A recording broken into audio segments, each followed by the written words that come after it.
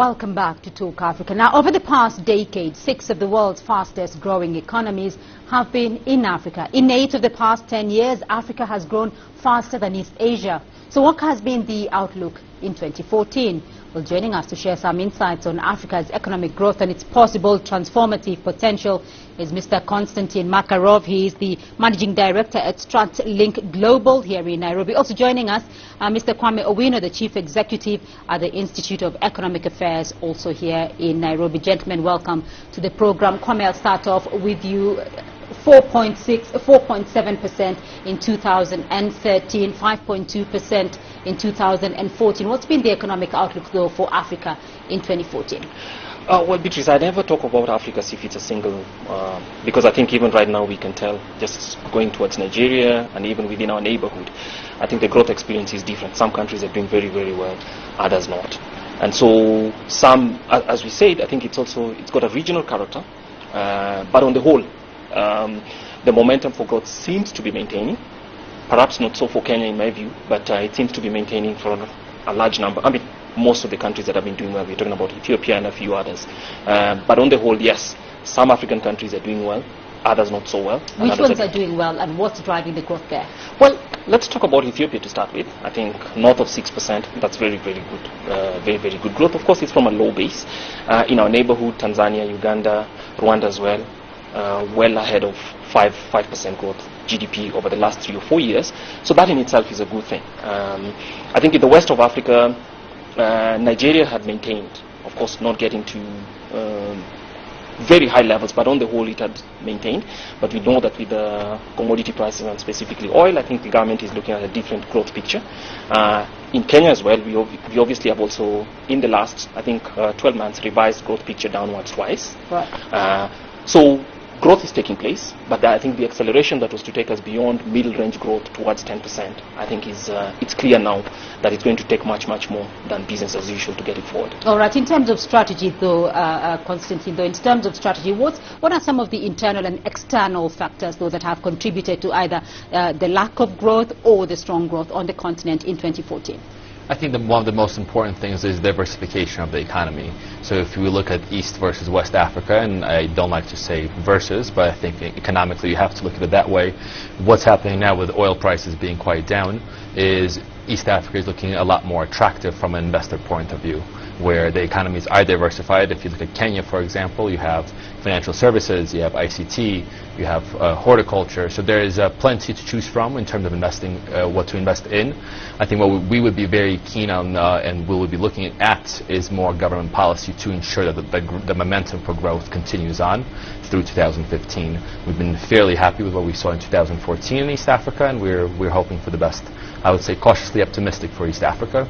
I think East Africa will dominate the news in the next year. All right. The big oil exporting countries, though, Angola, Nigeria, Ghana, that have not diversified their economies, how badly hurt are they? I think they'll be quite hurt in the coming year. The bright star in those countries will be Gabon. Gabon has been on a very interesting trajectory. The government realized that they needed to diversify over the last 2 years, and they're moving their economy more towards agriculture, and you're seeing substantial improvements in the percentage that agriculture represents of the larger economy.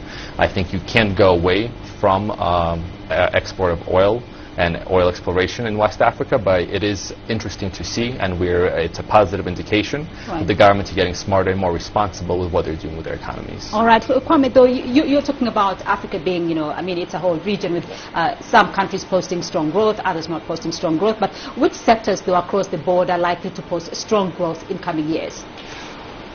Well, again, it differs by country. I think, for instance, in Kenya, even if you talk about agriculture, some agriculture sectors are actually doing okay. I think, for instance, Kenya's horticulture, which is very high value, and with the conclusion of the economic partnership agreement with of course, the full details are not out, but at least it's been concluded substantially with Europe.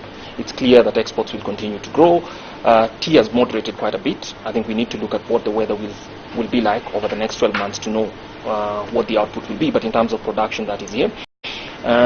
Tanzania as well, I think, was looking forward, and Mozambique too was looking forward to expanding gas and all those. So they've made a lot of investments Mozambique in particular has made a lot of investments in trying to get a pipeline through, and there's preparation for big investments over that. With oil prices moderating, I think there may be a little bit of caution about how much or how soon those will contribute to growth. But in the medium term, agriculture I think is one, because that will happen here. Ethiopia as well, obviously we'll see that from agriculture. There's a little bit of trying to build into manufacturing. That tends to be a medium term to longer term.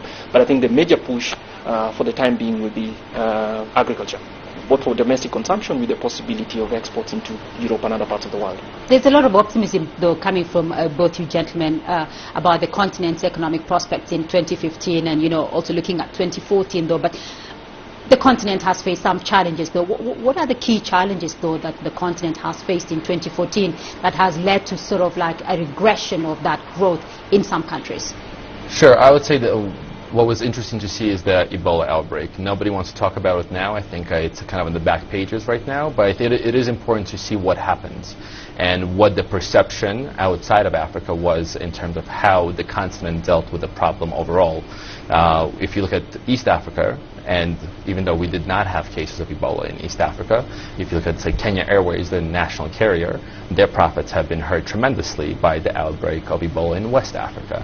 And it just shows how important intra-African trade is. And I would like to concentrate on that for I would say, the next 2015, 2016, to continuously look at the importance of intra-African trade, but also some of the shortcomings, and how do we plan for potential risks that intra-African trade presents. All right. Kwame, though, are you seeing that potential, though, for intra-African trade? Because we are seeing, like the Southern African region, I think, is well on its way to proper interconnectivity. Well, yes, I think, but I think the leader, without doubt, I don't say that because I live here, but the leader, without doubt, in terms of regional integration and the ability to open up trade is East Africa. I think we've seen some tentative steps in the last few days, last few months, but that's been resolved between Kenya and Uganda. So in that respect, I think the ESC will actually lead. But let's go back to the question of risks. And one of the big risks, in my view, is that Africa, and even starting with our own country of Kenya, is on the queues of a democratic recession, in the sense that democratic gains that went together with political gains that went together with economic reforms are actually getting reversed. Africa has been here before. We are going to pay a big price if it goes like this. All right. Kwame, you feel the same? I would take a slightly opposite position. I think what is happening is you're seeing capitalism really coming into the forefront of Sub-Saharan Africa. And I think if you leave it to the market to dictate how it reacts to good and bad political decisions, I think time will tell. For us as representing a few investors from outside of Africa, that's the most important way they vote. They vote with their dollars. So though there may be some challenges, and I think it's a painful road to get to a fully democratic society that has freedoms of economic freedoms, personal freedoms, etc. I think as long as the vision is there will be hiccups along the way. But I think to manage that perception, and if we're going to stick to have our conversation focused on business, business will vote with their dollars. So, in other words, though, what you're saying is that whether or not that democratic situation regresses, bottom line is the investors still have a lot of investor confidence, though, on the continent if it is market dictated. Absolutely. I think what happens is if there are political challenges and political concerns, they will be priced into any transaction. So what that means is perhaps again, for the person selling their business or allowing foreign investors in, they will get less and have to give up more, but it does not mean that the flows will stop. All right, gentlemen, so I want us to talk a bit about the prospects going into 2015 now, and just to go back briefly to a World Bank report this year where it's mentioned Africa as being on the brink of an economic takeoff, much like China was 30 years ago and India some 20 years ago. Are we seeing that now happening in Africa for a fact? And I would answer that with going back to how Kwame started this session. And I think that the issue with that comparison is that you're comparing countries to a continent that is not homogeneous, does not have the rule of law that's the same across the continent, that speaks various languages. So to implement any policy is a bit difficult. I would like to look at Africa in regions. And I think you have East, West, Central, and Southern Africa. Each one has its strengths. Each one has its weaknesses. So if if you would ask me where I think the most growth will come from within Sub-Saharan Africa, it would be from the East and the West. I think the East will lead the next 5 years in terms of growth from a absolute perspective, not necessarily from a percentage, but we'll see the most amount of growth happening in East Africa within the bloc, within the EAC, followed by West Africa, Southern Africa, and unfortunately Central Africa will be lagging behind for the foreseeable future. Where does that leave North Africa, though? North Africa is in a different category completely, specifically when you look at it from an economic perspective. It's a bit more homogeneous. You have a more historical trade routes and more historical agreements in place that have been honored for generations. Where we see Sub-Saharan Africa, everything is a bit new. You have Angola recovering from 20 plus years of civil war. You have Mozambique recovering from war, and the growth we're seeing is that it's that stability, and the stability paying its dividends. Once we have stability, you'll have investment coming in. As soon as there's instability, and we have seen it before, you'll see foreign direct investment outflows instead of inflows. All right, Kwame? Okay, I think your question was about, as you mentioned, that are we seeing, my question was about a World Bank report which says Africa could be on the brink of an economic takeoff. Yes, some African countries will certainly make it. I think a good number of African countries are actually flattered to deceive and will not. Again, he may disagree. I think that Africa is in the place, and Kenya specifically, Eastern African countries are in the place where they have to do that very delicate balance of both political economic reforms on one side together with economic reforms. I mean, political reforms and economic. It's not an easy engine to run, but if Africa and East African countries do not do that, then yes, they will have high rates of growth, but they will not be able to sustain. Because historically, all African countries individually have never had a problem of high growth rates. What they've had is a problem of maintaining those growth rates, which is where China comes in. What China did was actually got high growth rates and maintained them for 25, one full generation. No African country has ever done that. So basically, that's why political reforms on one side are required with economic reforms, all going together, taking advantage of the demographic dividend, which Africa also has a very, very young population, which definitely will be politically engaged at the same time as they wish to be economically engaged. If we make the decision to shut one side, definitely that will not be. Because my view is foreign direct investment is certainly important, but foreign direct investment alone is not enough to push Africa forward. In fact, domestic political reforms are actually what takes many countries forward as well. Constantine. I do agree with you, and I think stability is extremely important. However, for political reforms to happen, revenue collection has to exist. Without revenue collection in form of tax, you cannot improve your roads, you cannot improve your bridges, you cannot improve the quality of life to facilitate the personal freedoms that we all want. So I think I agree with you completely, and it is a delicate balance. However, I think that emphasis on economic reforms and economic liberties will spill over into civil liberties. Kwame, you still disagree? No. Well, we are saying the same thing, but in different ways. But one of the things that I wish to stress again, he's correct, but one of the things that I wish to stress again is what I see is that many African countries may read the history of China completely wrong and decide that these are people who are actually repressed. The unfortunate thing is it may have been true, but Africa and Kenya, many Kenyan African countries are in the place where we actually started those political reforms, and people have had a taste of them. So to think that we can actually shrink those in the service of economic reforms when the political system, economic system itself is actually considered illegitimate in many countries because we have very huge inequalities would be a mistake. We're only talking now about one country here, Kenya, but now across the continent though, let's fast forward to 2015. What are the challenges that are likely to be faced in 2015? What are the issues that are of immediate concern that should be addressed in the next 12 months, so to speak, if we have to maintain this sustained optimism and sustained growth on the continent? Well, let's start with, I call them the anchor countries. Let's talk about the West is basically Nigeria. And Nigeria's growth will actually give you an inkling about how the rest of West Africa, broadly speaking, could do. I think Nigeria's major problem, and I think its governors of the central bank and its economic managers seem to actually have their finger on the pulse, which is basically to manage the shock in revenues that may actually reduce. And among the things they're thinking about is, well, let's look about alternative sources of revenue. They've actually scaled down what the budget expenditure would be, so they're making the right decisions broadly. If they make those decisions, then the shock on growth may not be as large as would otherwise be. otherwise be. And they've begun to prepare everybody for the fact that, look, we may have to tighten our belt for a while. That would be a good reason. On the part of East Africa, I think Kenya as well. We have Tanzania is going through both economic and political reforms in terms of a new constitution. So it's not only Kenyan. I think how that does is something that I get the impression many people think we need to look at. How the new constitution comes in to keep the country together and that.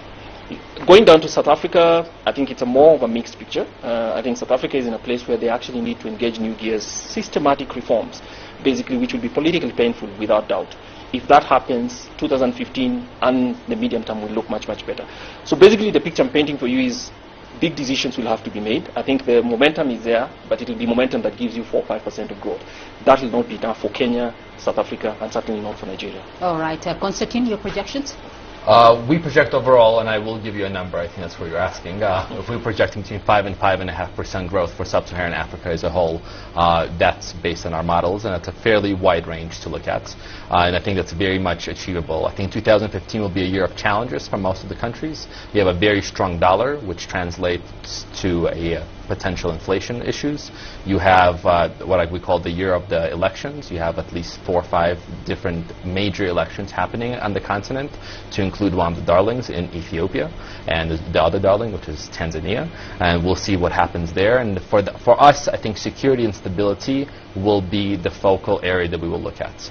And I think that's why I say that 2015 will be a challenging year, and it will be also a very exciting year to see what happens and what reforms and policies will be passed. All right. A final comment from both of you. The phrase Africa rising. Do we still believe in that? It's not as, I would say yes, we do believe in it. It's not as simple as people like to make it seem. I think countries in Africa are rising. The countries that are passing the correct laws, the correct legislation, and that do have the economic reforms necessary for them to rise to their potential. But Africa as a continent, I think it would be a bit naive for all of us to say that the entire continent is rising. All right, Kwame? I mean, similar comments. I think some African countries are doing the right things, making the difficult decision that needs to be made, and also have realized that the 20 years, I mean, the first phase of reforms that were done in the late 90s and early noughties have actually gotten us so far. We need to engage a second set of gears, both political development and economic development. So some of them will definitely make progress. East Africa is right up there. I think if the right decisions are made, especially regarding integration around and coming political waters, certainly the best will happen. Some countries have more difficult ones. I think Nigeria, for instance, has a difficult thing on the northeast that we need not to speak about. South Africa has a difficult thing as well, basically about getting the second decade after independence and dealing with disillusionment that many people have had. So if those do well, then you can talk about generally the rest of Africa following through. All right, Kwame Owino, Chief Executive at the Institute of Economic Affairs, Konstantin Makarov, Managing Director at StratLink Global. Gentlemen, thank you very much for being with us here on Talk Africa. I'm Beatrice Marshall in Nairobi. Goodbye.